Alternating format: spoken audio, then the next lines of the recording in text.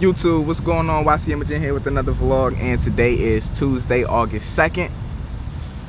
God, it's getting redundant starting my vlogs either in front of this gym or on my porch. But anyways, regardless of any of that, daily routine, I'm going in to get my workout and then chat with you after the fact. So, see you soon.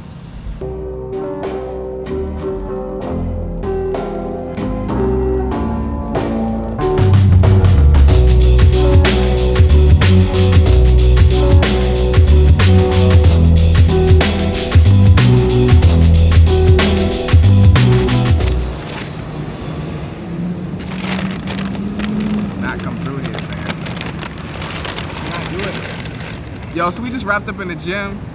We posted up outside on the curb eating out Chipotle or whatever. And a couple hours ago, the new Instagram update went live, if you haven't heard about it. It's basically Snapchat on Instagram. And I want to know how you all felt about it. Me personally, I'm feeling it just because I didn't have that big of a fan base on Snapchat. And like, I want to say I went from a little bit of story views to like times 20 on Instagram. As you know, my Instagram following is kind of big, but you know it's copying. But I'm rocking with it, yo. How y'all feeling? How you feel about it, bro? I think it's weird because right, speak up. I think it's weird because I think every social media platform should have its own unique thing. Nah, I feel you. But after you showed it to me, it looks cool. It looks cool as shit, y'all. It looks kind of fresh. I think the problem with Snapchat is like they're making being social hard in a sense because the search feature is very bad. It's hard to find people if you don't have their exact username. So like I feel like that alone is just messing Snapchat up. It's so easy on Instagram, everything is convenient, it's right there in front of you. And plus you already got a following. You don't have to focus on getting a new following. You know what I'm saying? So I'm with it, man. Let me know how y'all feel about it down in the comments. I would love to know. I got a lot of people on my Snap though. Yeah, I probably got more on my Instagram. I don't know, man. That's weird. I can't just leave Snapchat now. It sucked me in. I don't know. I guess I could tell everybody on Snap to come to my IG. I got way more followers on IG. You Instagram gang or you Snapchat gang? Leave the comments below. We're at the car wash right now. About to clean out the car. The car is stupid junky. Do not judge me in the way I live. I'm a junky person. I don't care. Judging. Do not judge me. But yo, let me ask y'all a question. I've been thinking about this lately. Why do y'all follow me? It's some people who follow me for music videos, I know. There's probably some people who follow me for graphics. It's probably, I don't know. I want to know why you follow me. Comment down in the comments and let me know why you follow me. I would love to know.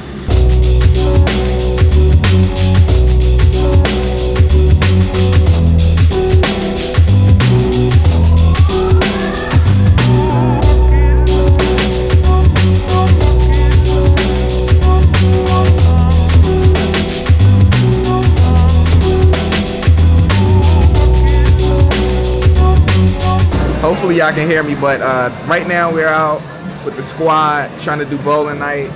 It's a 7-party wait ahead of us, man, so hopefully we can wait it out before Mason starts acting crazy.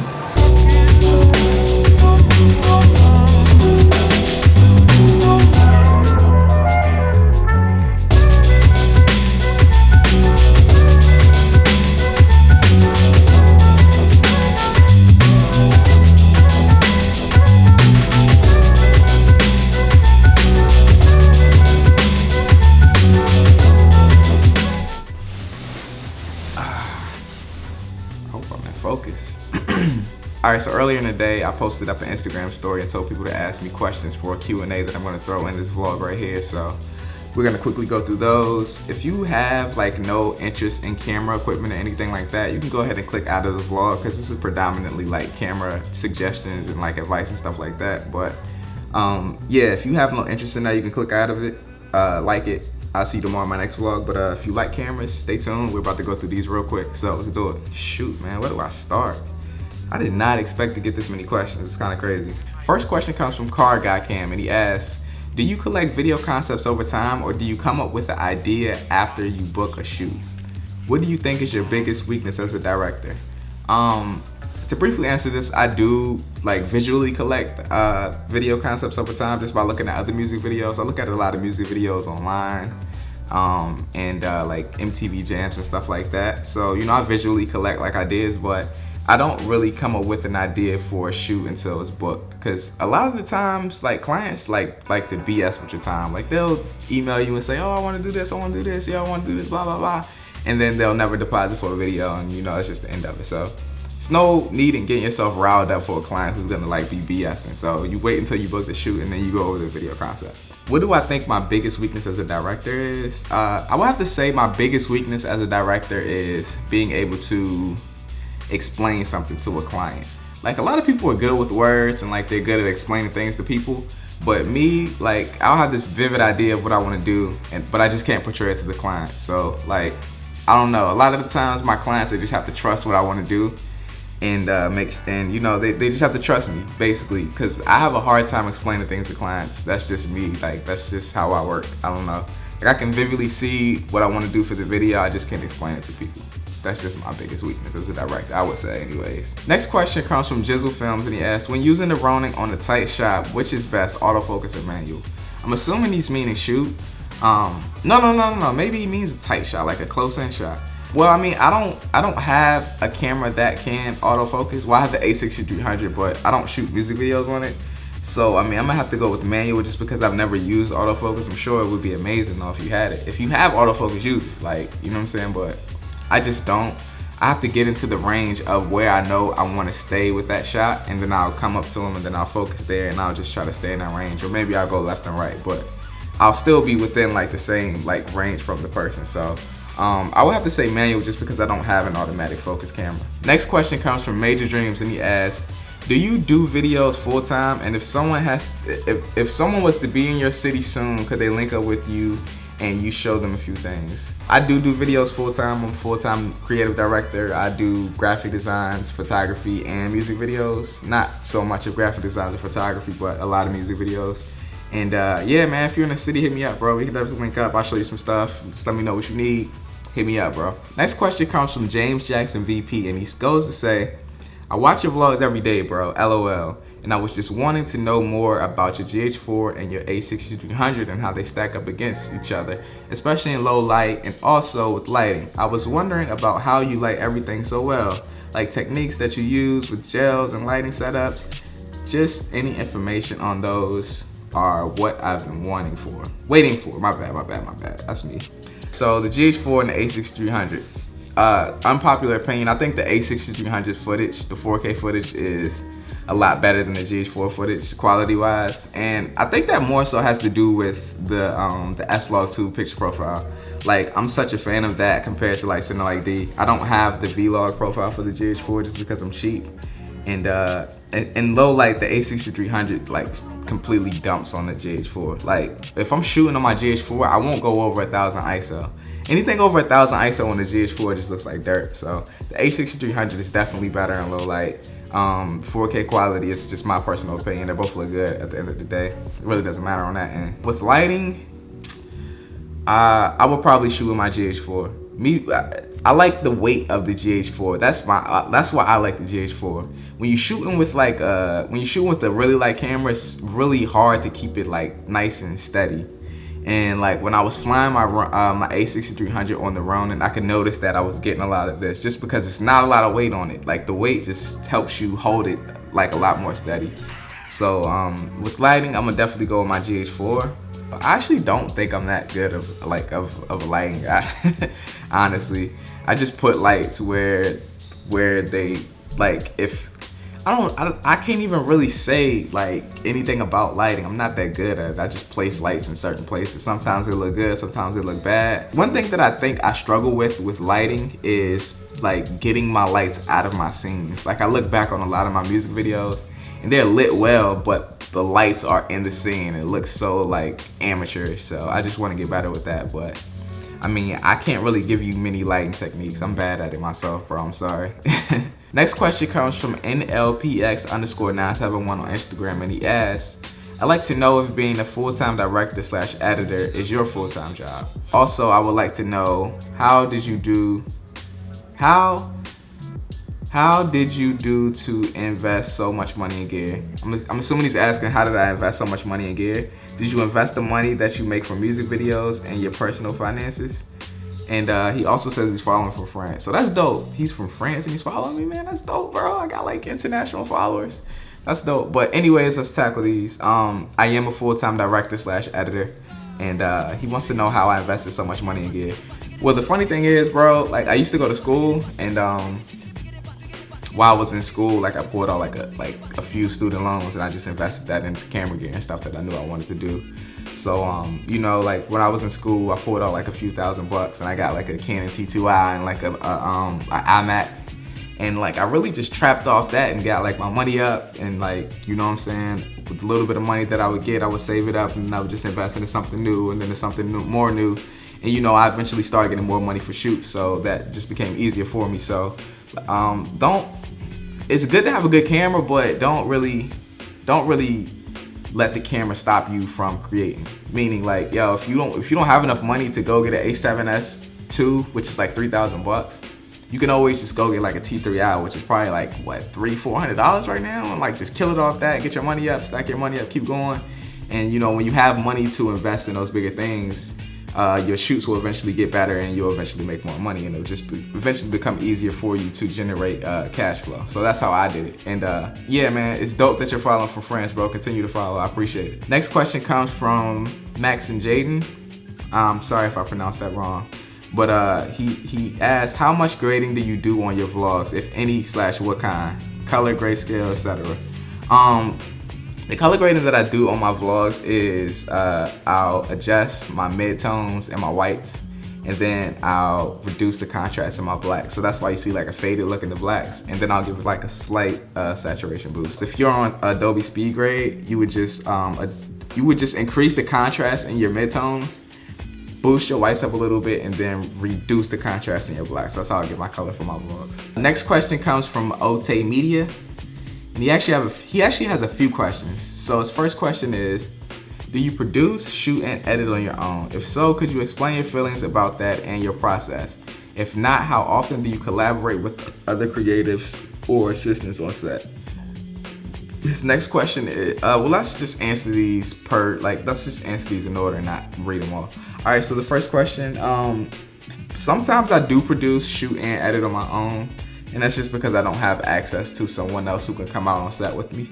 It's always better to have someone on set. It's just a lot easier. It's like you don't feel like you're scrambling for time. And you know, people throw out ideas that you may not see in the heat of the moment, because you know, sometimes shoots can be stressful. So it's always good to have someone on set with you. You always prefer that over doing it by yourself, but a lot of the times I do it by myself. His next question is, how do you expand your business and build your clientele? The internet, man. Use it to your advantage. That's how I do it. Like, you can't physically go out and touch everybody how you want to. Like, of course, a physical interaction with the person is better than, you know, tweeting them or commenting on their Instagram or DMing them. But a lot of the times you just can't do that. So you really got to work the internet and, you know, do what you can do, you know what I'm saying? Use it to your advantage. Like, hashtags work a lot. Like, if you're looking for like artists in a certain area, you can just hashtag that area followed by music artists or rap artists. Like, say for instance, I'm in Virginia. If I want to find some Virginia artists, I can do like Virginia rapper, Virginia rap artist, Virginia hip hop artist, and stuff like that. You'll just be amazed how many people pop up, and you can just reach out to them, and they're in your area, so you know, it's easier for both of y'all. You don't have to travel out of state and all that crazy stuff like that. So my answer for that is just to use the internet, bro. Next question is, when working with talent, do you have contracts? If so, what do you usually include? Cancellation fees, rights to the master footage, conduct on set, etc. Yeah, I do have contracts, and they basically do include all that stuff you just said. You gotta, it's not a cancellation fee, but it's a non-refundable deposit. You make them deposit whatever percentage you want for the shoot. And if they cancel, then you know what I'm saying, that's just a non-refundable thing unless it's something on your end. You also add in the rights for the footage. And it's a few other things. Like, I can't really get into detail just because I'm trying to keep this as brief as possible, but all of these things you said are basically in it. So yeah, man, just make sure your paperwork's right and you protect yourself and your equipment, and make sure you're as safe as possible. Just do that. Next question comes from Junie Flip, and he says, outside of the Red cameras, what is your next favorite camera and setup? Why? Really just trying to figure out what camera to go next. Appreciate your time. It's weird. It's actually not weird, but I don't use many cameras. Like, it's so many cameras that I'm sure are amazing for music videos, but I just don't use them just because I'm comfortable in the setup that I use. I'm sure the A7S II is an amazing camera for video. The GH4, obviously, that's what I use. And you know, those are affordable cameras in a sense. You got like more high-end cameras like the Sony, what is it, the FS700. You got the Blackmagic Ursa. It's just a lot of cameras, man. My favorite camera right now, I would have to say this GH4, just because I haven't used any other camera. I haven't even used the A7S II before. Like, I mean, that's just the answer that I can give you, just because I don't use cameras, so I can't really say, bro. My bad. Next question comes from Siobhan Bluette. My bad, I'm sorry, I can't pronounce your name. But they ask, what do you use to clip your iCam monitor to your Ronin M? I'll drop a link for that in the description. I got it off Amazon. It's like the super cheap one. It wasn't like the official DJI one just because I'm super cheap, but it's something I got off Amazon. Next question comes from Nutty New, and they ask, please share some tips on how to shoot a music video. Do you guys plan the location, the lip sync, etc.? Thanks. Yeah, you got some shoots where it's just like run and gun and you just like drive around and find like dope spots, but most of the time it's good to have everything in order as far as like the location, the way you're gonna light the scene, the angles you want, you know, just the stuff like that. Like, it's always good to have that stuff in order. Like, almost all the time I have all of that stuff in order. You just drive around, you find the spots that you want to do, you figure out how you're gonna light it, you get the angles that you want. That way, when you have the artist in there, you already have everything how you want it. You're just not sitting there scrambling and like wasting time. So definitely plan for your shoots. JBM Marketing asks, what are your thoughts about police brutality and the injustice system that are taking place in America? That's a heavy topic, man. My thoughts on it, obviously I'm black. I'm not fond of it. I don't like it. Like, my whole perspective on it is like, regardless of what a person does to an officer, if it's not brutal and it's not in a malicious manner, you have no reason to kill that person. Like, a person can resist arrest all day. It should never trigger you inside your head to just pull your gun out and shoot this person. Like, that's the reason why you have like tasers and batons and all that, like pepper spray and all that other type of stuff to, like, you know, to neutralize a person. Like, regardless if a person is trying to break free from you, run from you, you know, or just like blindly resist an arrest, it should never trigger you to pull your gun out and shoot that person. Like, I don't know, I don't understand why you have that type of rage inside of you. That's just my perspective on it. Like, you could say these people put themselves in bad positions or whatever, blase blah, and that might be true. Like, these people might put themselves in bad positions. And there's been some killings that have been where the person was just like flat out innocent and didn't do anything at all. But regardless of what happened and what that person did, it should never trigger you inside of a person as an officer to pull your gun out and shoot a person that's not being lethal to you. Simple as that. Next question comes from Kodak Chris, and he asks, what's the purpose of a Metabone speed booster and is it worth it? Well, the purpose of a speed booster is, like, if you're shooting on a crop sensor or like a micro four thirds sensor, it'll give your lens some of that focal length back. Cause like, if you have like a pretty wide lens and you put it on a crop sensor or a micro four thirds sensor, it'll be a lot less wide just because the sensor's so small. So it'll give you some of those millimeters back on your lens, and it'll also give you up to an extra stop of light on your lens as well. So, for instance, like my Sigma 18-35 that I use, like without the speed booster, it's a 1.8 aperture, but when I use it with the speed booster, it can go all the way down to a 1.4. So it allows you to get a little bit more like good quality in those low light situations. It gives you more more aperture on some of your lenses. Like when I was using, I had a 2.8 lens. I forgot what it was, like a long time ago. But when I would use it on a speed boost, it would go all the way down to a 1.8. So you know, that was big for me. Like, you know what I'm saying? It gives you an extra f-stop. So that's amazing. I think it's worth it, definitely. If you need one, definitely get it. Next question comes from B Frontrunner. I'm my bad, bro. I'm butchering people's names right now. But he asks, how do you go about charging for music video pricing? Well, I factor in 3 things. I factor in the time, the equipment needed for the shoot, and just the overall concept and how hard it would be to do it.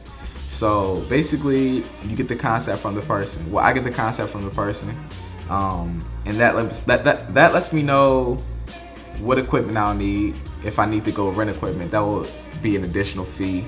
I need to know where we're shooting at. If I have to go all the way across the United States, that will cost more.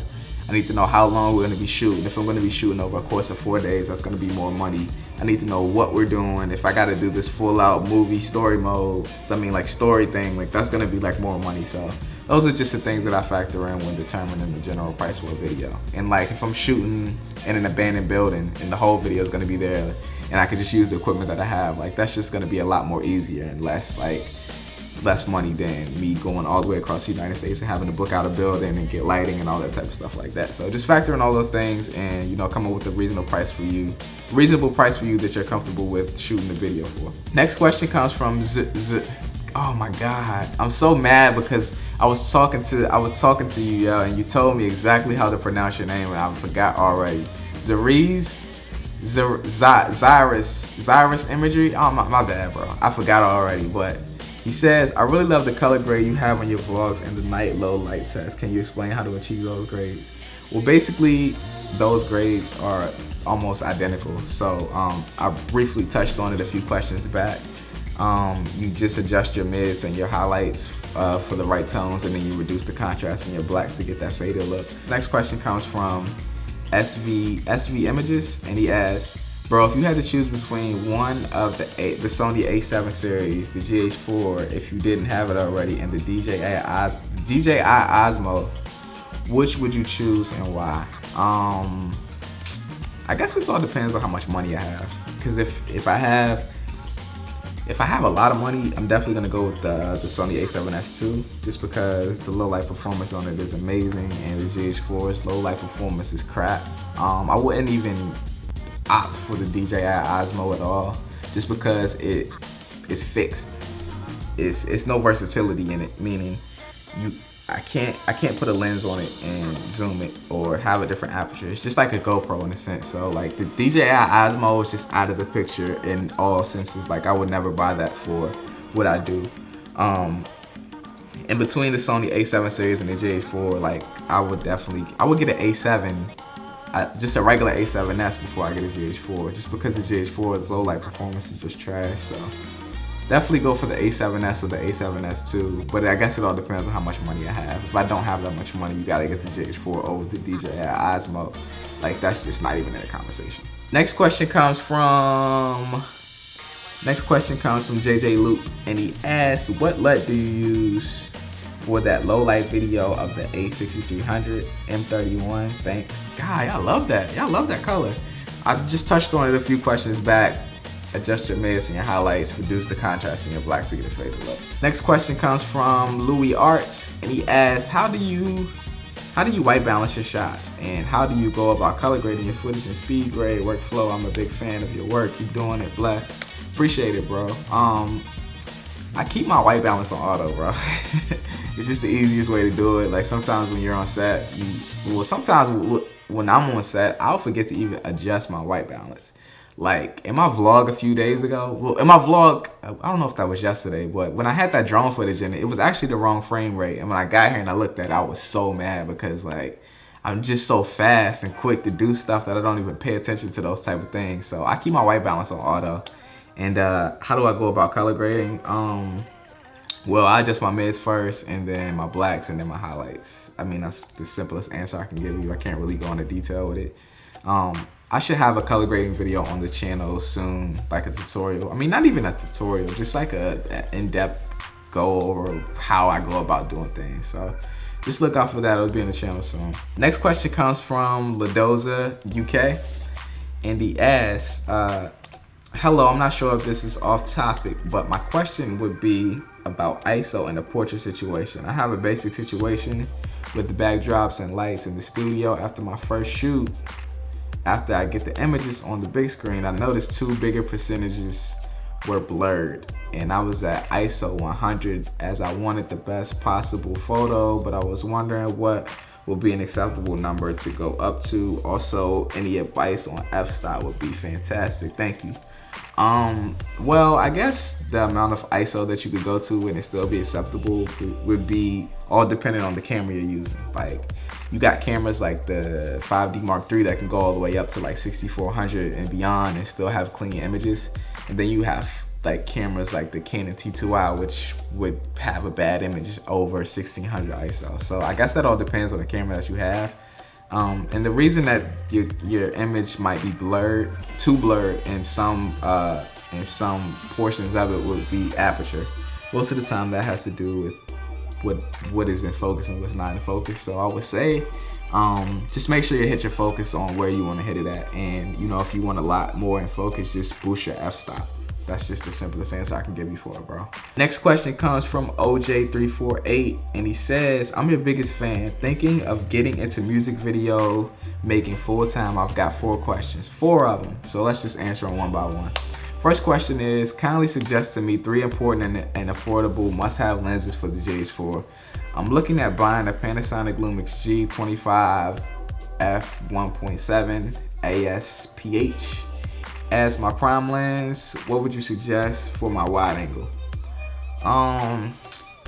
Bro, I honestly can't even suggest anything to you because I don't use Panasonic lenses. I don't even know what type of lenses they have, bro. Just know that it's important to have a wide lens, it's important to have a medium lens, and it's important to have a close lens. Well, not so much a close lens as important. Not so much a close lens as it is more important to have a wide and a medium. It's always easier to get closer to a subject than to be too, like, if you're too close to a subject and you have like 50mm lens, like you just fucked, bro. Like you just can't really do anything. So I would say it's important to have a wide angle and a medium.